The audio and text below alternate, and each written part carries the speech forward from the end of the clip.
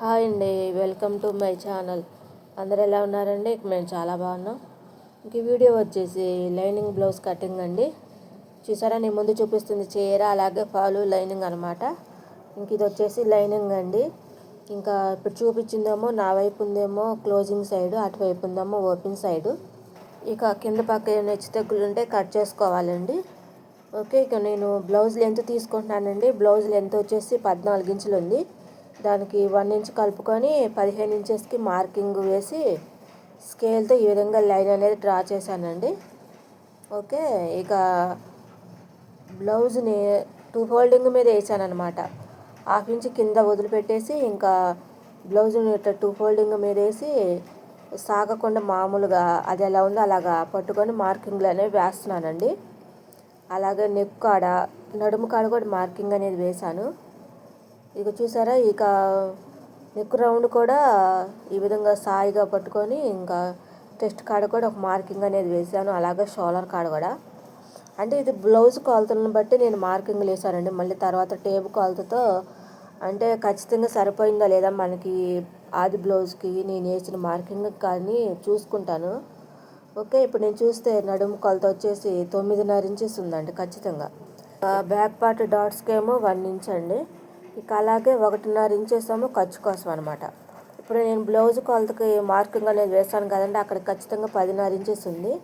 ఇంకా తర్వాత వచ్చేసి 1.5 ఇంచెస్ అనేది ఖర్చు కోసం మార్కింగ్ అనేది వేశాను. ఆమ్ డౌన్ కొలత చూసుకుంటే 6.5 ఇంచెస్ ఉందండి. ఈ విధంగా మార్కింగ్లు అనేవి వేసి స్కేల్ తోటి లైన్ అనేది డ్రా చేస్తున్నాను. ఓకే, ఇప్పుడు మనకు టెస్ట్ కొలత 10.5 ఉంది కదండి, ఆ 10.5కి ఈ విధంగా సగానికి ఫోల్డింగ్ చేసి టేప్ని ఇక్కడ ఒక మార్కింగ్ అనేది వేశాను. దానికి 1/2 ఇంచుకి చూసారా, 1/2 ఇంచుకి మార్కింగ్ అనేది వేస్తే ఖచ్చితంగా 6 ఇంచులు వచ్చింది. ఇక 6 ఇంచులకి ఈ విధంగా ఆమ్ డౌన్కి కూడా మార్కింగ్ అనేది వేసి చంక ఆమ్ డౌన్కి వచ్చేసి 1.5కి మార్కింగ్ పెట్టి ఇక కరువు స్కేల్ తోటి లైన్ అనేది డ్రా చేశాను. ఇంకా షోల్డర్కి వచ్చేసి ఆది బ్లౌజ్ ప్రకారంగా షోల్డర్ కొలత తీసుకున్నానండి. ఇంకా మనకి నెక్ రౌండ్కి వచ్చేసి 2.5 ఇంచెస్ ఉందండి. ఇంకా కింద వైపు నెక్ రౌండ్కి ఏమో 2.35 ఇంచెస్కి మార్కింగ్ అనేది వేశాను.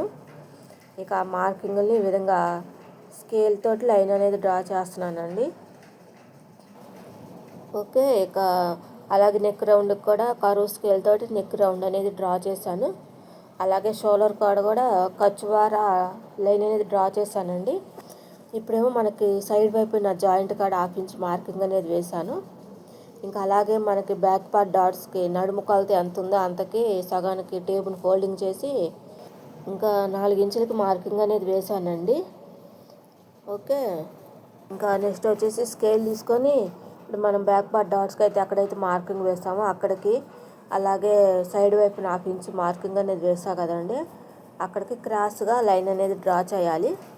ఓకే, మనకి బ్యాక్ పార్ట్ అయితే రెడీ అయిందండి. ఇక ఇది ఈ విధంగా కట్ చేస్తున్నాను.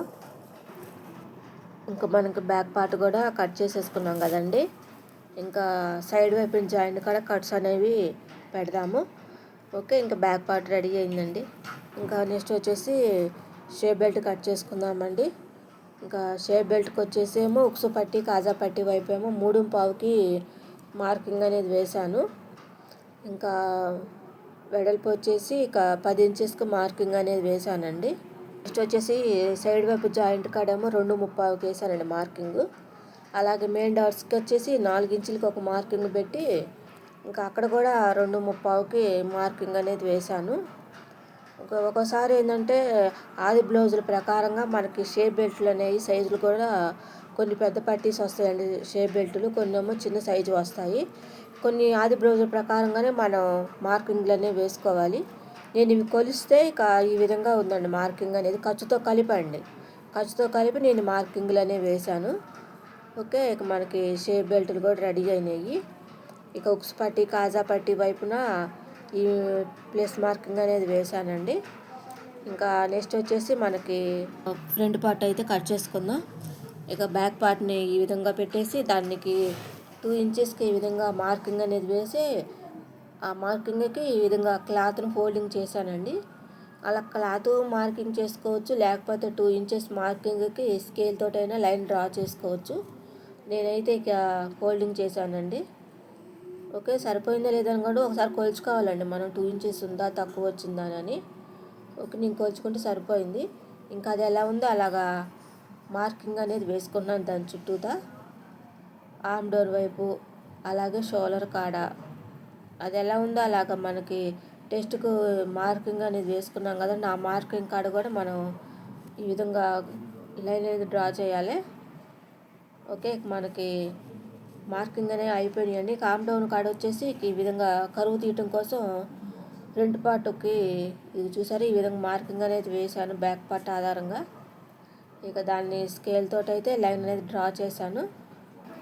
ఓకే, ఇక కరువు స్కేల్ తీసుకొని 1/2 ఇంచ్కి ఈ విధంగా కరువు అనేది తీసానండి, ఫ్రంట్ పార్ట్ కరువు లోతు. ఇంకా షోల్డర్ కాడ 1/2 ఇంచ్కి స్కేల్ తోటి లైన్ అనేది డ్రా చేశాను. ఇక నెక్ రౌండ్ వచ్చేసి 7 ఇంచెస్కి మార్కింగ్ వేశాను. అలాగే ఉక్సు పట్టి కాజా పట్టి నుంచి 2.5కి మార్కింగ్ అనేది వేసి ఇక లైన్ అనేది డ్రా చేసి కరువు స్కేల్ తోటి నెక్ రౌండ్ అనేది డ్రా చేశాను. ఇంకా తర్వాత వచ్చేసి ఇక పోల్చుకుంటే సరిపోయిందండి. ఇక మళ్ళా షేప్ బెల్ట్ కాడికి ఒక మార్కింగ్ అనేది వేశాను. ఇప్పుడు మనకి ఖర్చు కావాలి కదండి, దానికి 1.5 ఇంచ్ అనేది కిందకి మార్కింగ్ అనేది వేశాను అనమాట. ఈ షేప్ బెల్ట్కి క్రాస్ అనేది వచ్చింది కదండి, దానికి 1 ఇంచ్ సరిపోయింది ఖచ్చితంగా. నెక్స్ట్ వచ్చేసి మెయిన్ డాట్స్ అండి. మెయిన్ డాట్స్కి వచ్చేసి 2.5కి ఒక మార్కింగ్ వేశాను.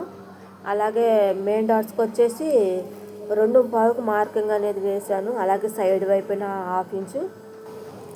ఓకే, ఇక మార్కింగ్లు అయితే ఈ విధంగా స్కేల్ తోటి అయితే లైన్ డ్రా చేస్తున్నానండి. ఇక ఫ్రంట్ పార్ట్ మెయిన్ డాట్స్కి వచ్చేసి 2.5 ఇంచెస్. అలాగే ఉక్సు పట్టి కాజా పట్టి వైపున వచ్చేసి 3 ఇంచెస్కి.